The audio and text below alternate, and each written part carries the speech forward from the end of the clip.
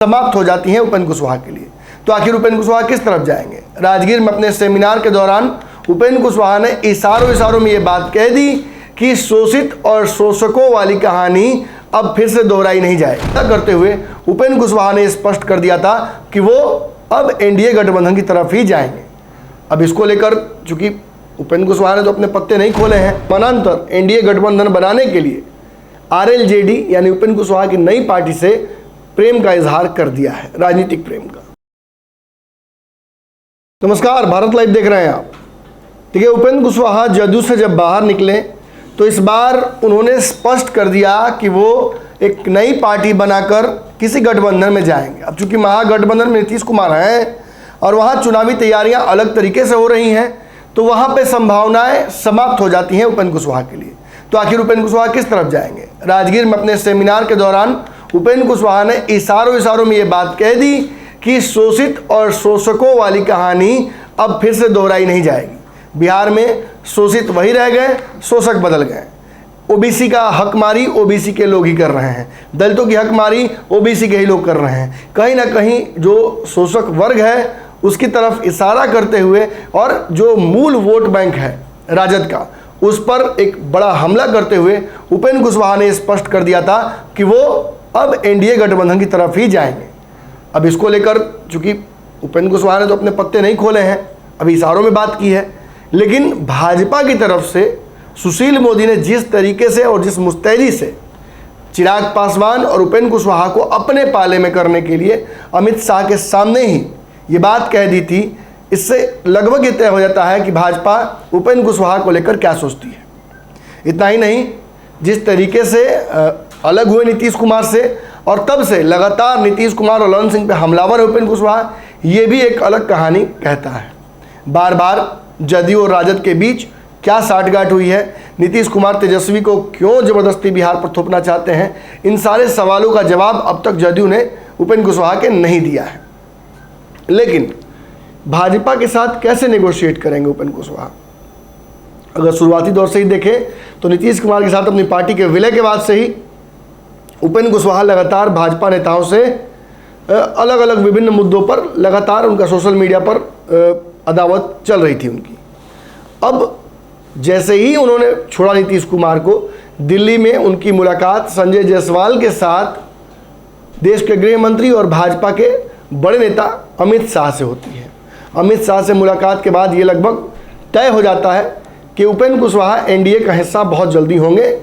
बातें नेगोशिएट हो रही हैं, किन मुद्दों पर कहीं ना कहीं समझौता होगा, इसी पर सब कुछ टिका हुआ है।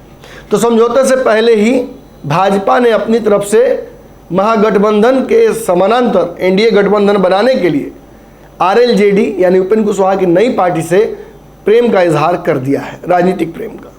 अब इस प्रेम के इजहार के साथ साथ एक रिटर्न गिफ्ट भी मिला है उपेंद्र कुशवाहा को। आपको पता होगा, पूर्व में चिराग पासवान को जेड प्लस सिक्योरिटी मिली थी। उसके बाद आपने देखा था कि मुकेश सहनी की बातचीत भाजपा से लगभग हो रही थी, उस दौरान उन्हें भी वाई प्लस सिक्योरिटी मिली।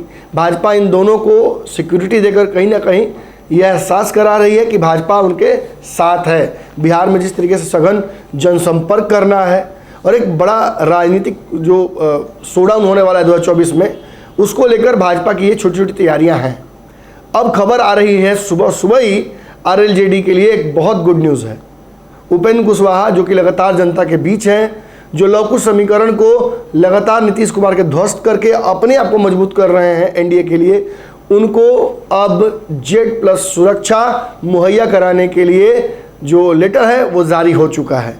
यानी जल्द ही उपेंद्र कुशवाहा को जेड प्लस सिक्योरिटी मिलने जा रही है। ये आरएलजेडी के लिए एक अच्छी खबर है, इसलिए नहीं क्योंकि उपेंद्र कुशवाहा को सिक्योरिटी मिल रही है, बल्कि इसलिए इसी बहाने कहीं ना कहीं भाजपा और उनके रिश्ते और प्रगाढ़ होते हैं।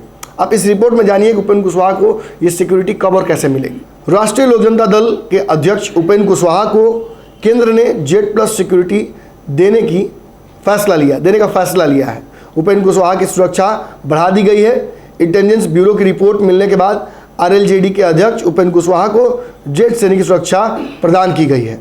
गृह मंत्रालय ने खुफिया ब्यूरो द्वारा मिलने वाली खतरे की रिपोर्ट के मद्देनजर यह फैसला लिया है। अब आरएलजीडी प्रमुख को सीआरपीएफ कमांडो जेट सैनिक की सुरक्षा मुहैया कराएंगे। उन्हें यह सुरक्षा बिहार और दिल्ली में सुरक्षा मिलेगी। उनकी जेट सैनिक की सुरक्षा के लिए कुल 33 सुरक्षा गार्ड तैनात किए जाएंगे। उपेंद्र कुशवाहा को सशस्त्र बल सुरक्षा प्रदान की जाएगी। उनके घर पर 10 हथियारबंद स्टैंडर्ड गार्ड, 24 घंटे 6 पीएसओ, 3 शिफ्ट में 12 सशस्त्र एस्कॉर्ट कमांडो, 1 शिफ्ट में 2 वॉचर्स और 3 ट्रेन ड्राइवर 24 घंटे मौजूद रहेंगे। बता दें कि जनता दल से अलग होने के बाद उपेंद्र कुशवाहा को लेकर लगातार ये कयास लगाए जा रहे थे कि वो जल्द ही भाजपा के साथ कोई समझौता कर सकते हैं। पर्दे के पीछे उनकी कई मुलाकातें हुई हैं, पर्दे के सामने भी उनकी मुलाकातें हुई हैं। अब खबर ये आ रही है कि 2024 के चुनाव को लेकर सीटों का समझौता भी उनका लगभग हो गया है। जिस दिन एनडीए का फाइनल स्वरूप बनेगा उस दिन उनकी सीटों की भी घोषणा हो जाएगी। जो भी हो, इस बीच एक बड़ी खबर जरूर आ गई है। उपेंद्र कुशवाहा को लेकर ये रिटर्न गिफ्ट जो है वो भाजपा ने दे दिया है। अगर ये वीडियो पसंद आई और वह बिहार के राजनीति और बिहारियत से सरोकार रखेनी तो सब्सक्राइब बटन दबा के चैनल के सब्सक्राइब कर ली।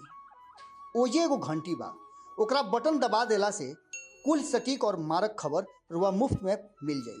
अगर रुआ पत्रकारिता के हमनी के नया प्रयोग में सहयोग कर चाहतानी तो ज्वाइन बटन दबा दी। पेटीएम नंबर नोट कर ली 9386816700। धन्यवाद।